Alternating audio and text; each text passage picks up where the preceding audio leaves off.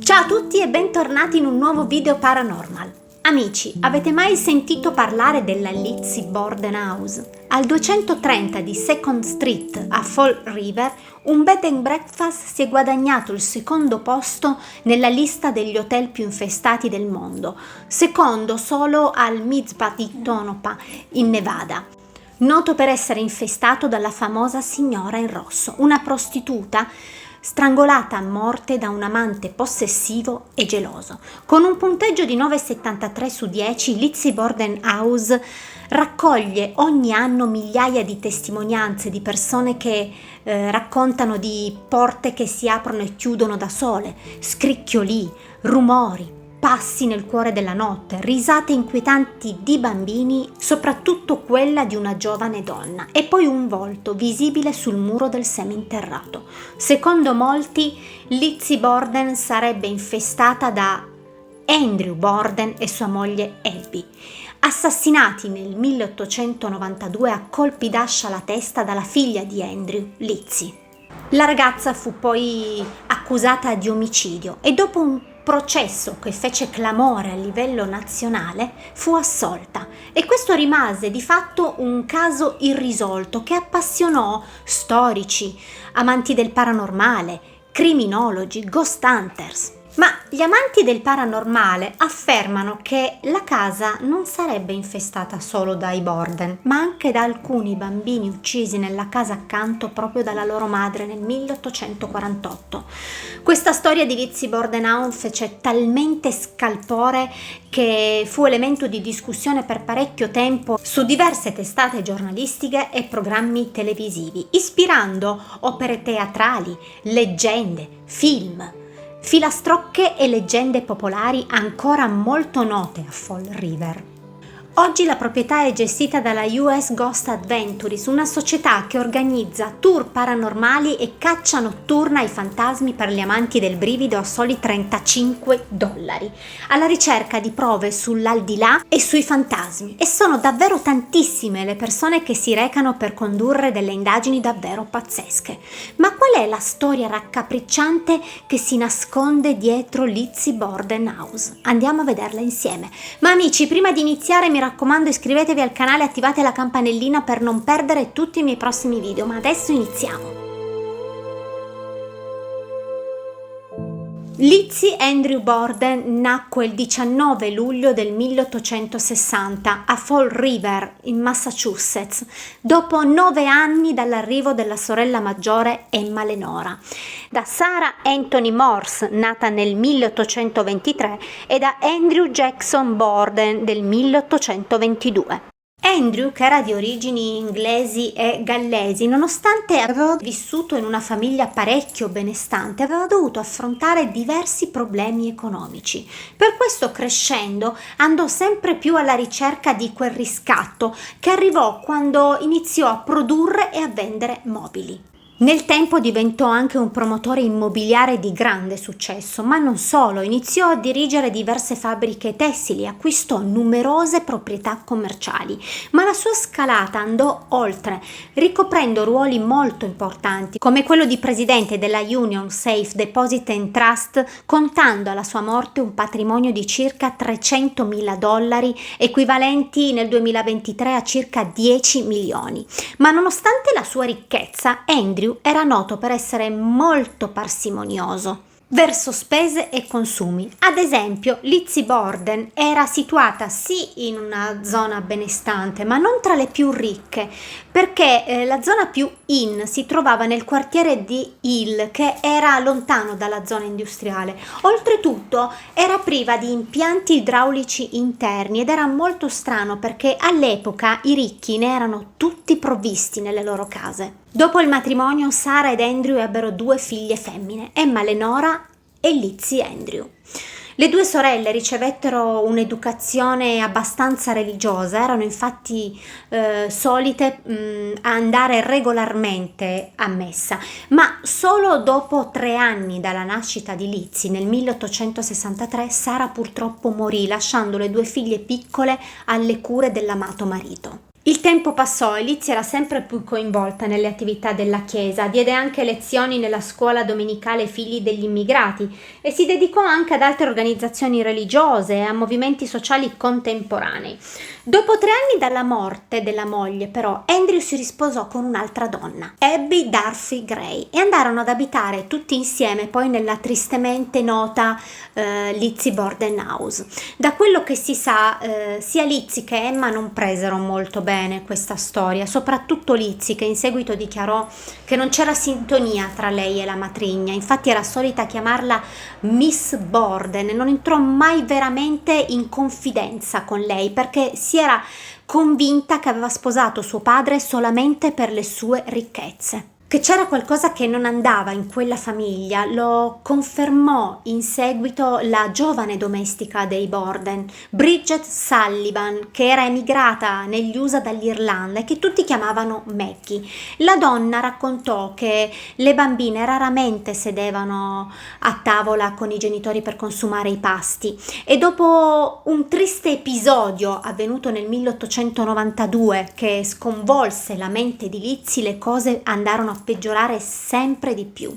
La ragazza aveva costruito un rifugio per gli uccellini, ma un giorno il padre li uccise tutti a colpi d'accetta con la scusa che attiravano i bambini della zona per dargli la caccia. Questo fatto lasciò un segno indelebile in Lizzie. Le tensioni in quella famiglia crescevano di giorno in giorno, soprattutto quando Andrew donò diverse proprietà immobiliari alla famiglia di Abby. In particolare, la casa in cui Lizzie ed Emma avevano vissuto con la mamma fino al giorno della sua morte. Andrew la vendette alle sorelle della moglie a solo $1, la stessa proprietà che poche settimane prima degli omicidi rivendettero ad Andrew per $5.000. Possiamo immaginare che litigi e discussioni presero il sopravvento, soprattutto una in particolare a luglio del 1892 che spinse le due sorelle ad allontanarsi per qualche tempo, dirette a New Bedford. Qualche tempo dopo, quando tornarono a Fall River, Lizzie non rientrò subito a Borden House, decise di fermarsi per 4 giorni in una pensione locale. La notte prima che Andrew e la moglie furono brutalmente assassinati, lo zio materno di Emma e Lizzie, John Winnicum Morse, fu invitato da Andrew per discutere con lui alcuni affari. Era il 3 agosto del 1892 e dormì nella stanza degli ospiti quella notte. La famiglia Borden, alcuni giorni prima, era stata indisposta, forse a causa di un'intossicazione alimentare dovuta della carne di montone andata male, ma dopo gli omicidi Maggie dichiarò che in realtà aveva sospettato che qualcuno avesse tentato di avvelenarli, forse per via del fatto che Andrew Borden non era molto ben visto dalla comunità. La mattina del tragico evento, però, tutti riuscirono ad essere presenti a colazione. Andrew e Morse poi si misero a chiacchierare per circa un'oretta in soggiorno, dopodiché uscirono. Morse perché doveva andare a acquistare dei buoi e doveva anche far visita ad un'altra nipote di Fall River, ed Andrew invece per la classica passeggiata mattutina.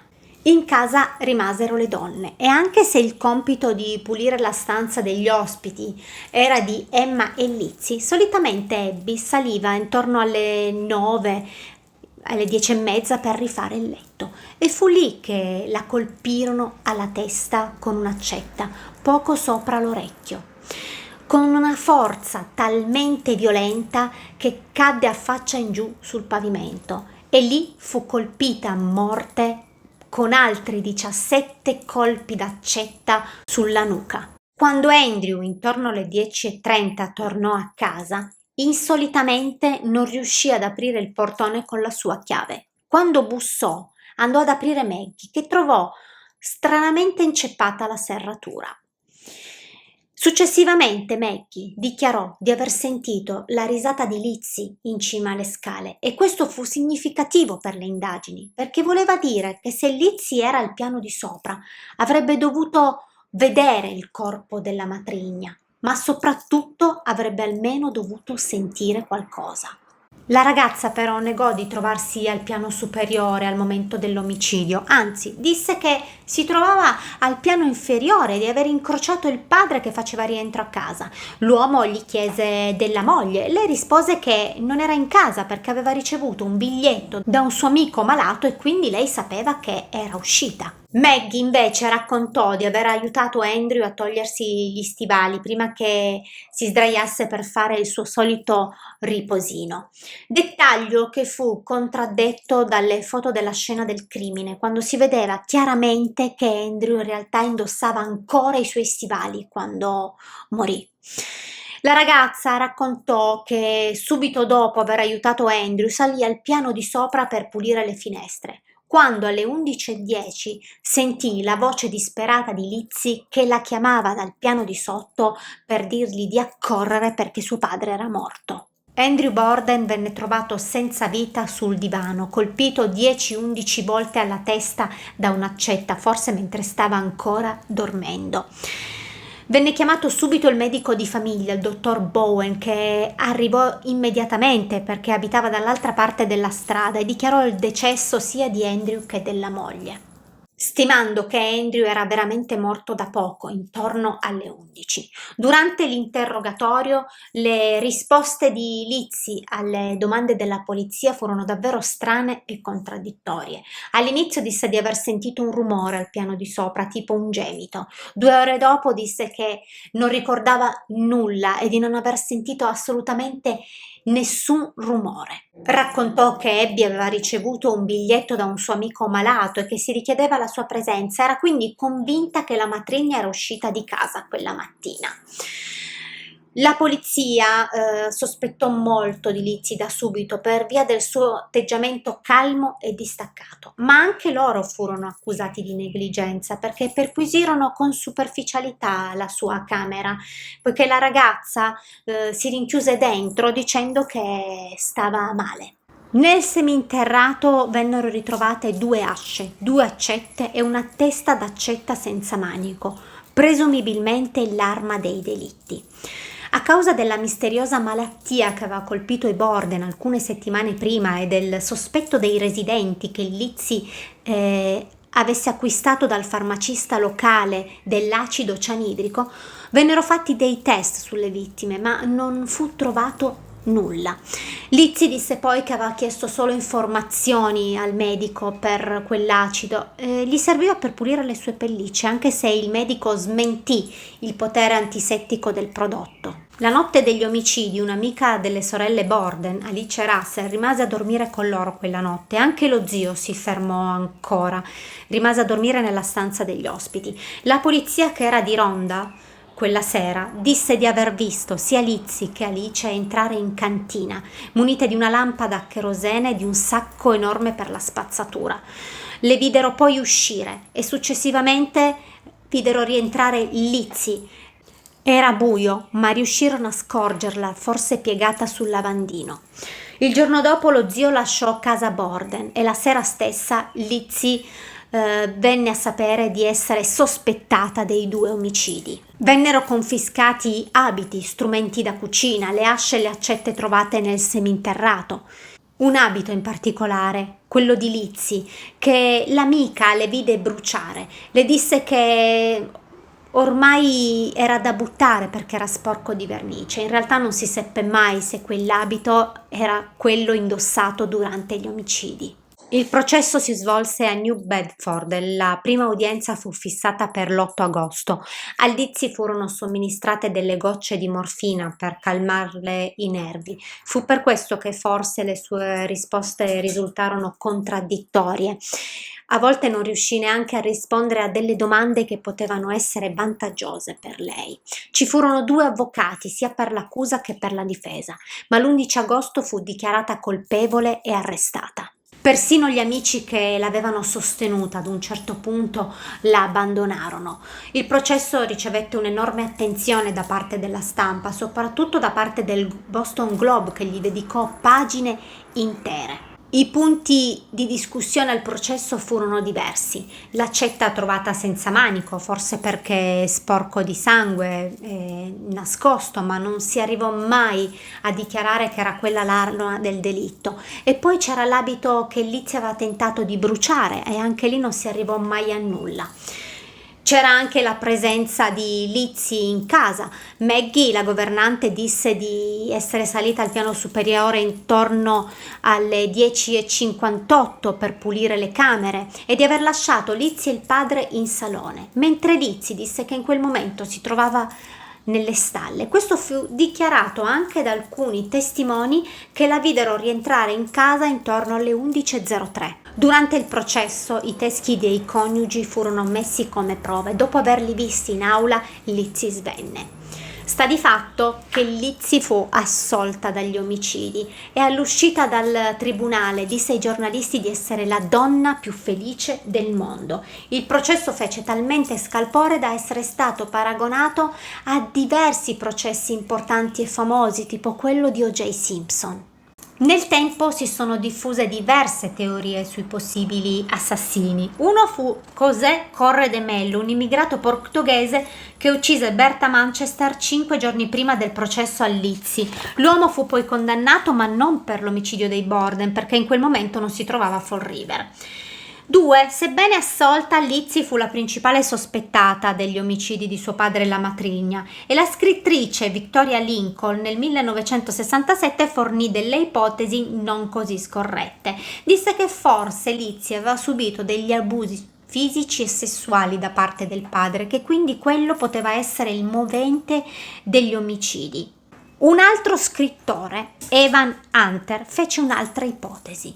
Lizzie uccise sia Abby che il padre dopo che la matrigna sorprese sia lei che Maggie in atteggiamenti intimi e dopo aver ricevuto lo sdegno da parte della donna e dopo averlo raccontato al padre, li uccise tutti e due, mentre Maggie si sbarazzò dell'arma.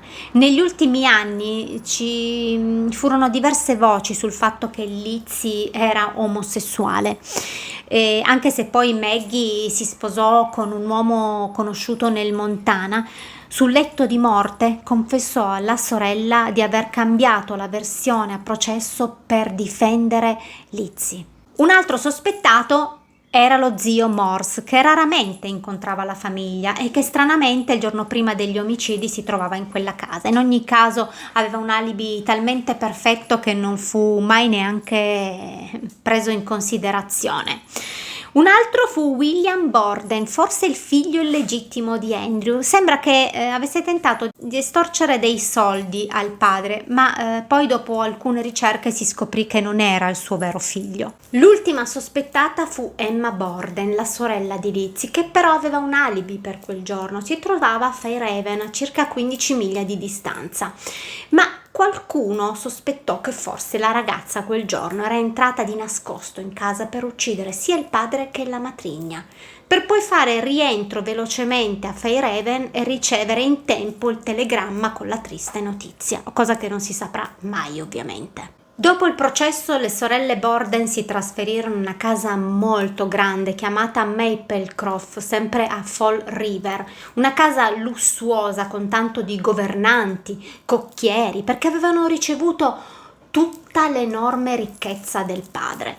Il nome di Lizzie però tornò alla ribalta nel 1897 quando fu accusata di furto nel Rhode Island e quando diede una festa nel 1905 per l'attrice Nancy O'Neill, una cosa che non andò molto giù ad Emma, che andò via di casa e non rivide mai più la sorella. Lizzie morì all'età di 66 anni il 1 giugno del 1927 a Fall River a causa di polmonite. 9 giorni dopo morì Emma a causa di una nefrite cronica mentre si trovava in una casa di cura nel New Hampshire. Le sorelle non si sposarono mai, furono poi seppellite fianco a fianco nel cimitero di Oak Grove. Al momento della loro morte lasciarono una fortuna, si parla di circa 6 milioni di dollari tra appartamenti, azioni, edifici, proprietà, gioielli.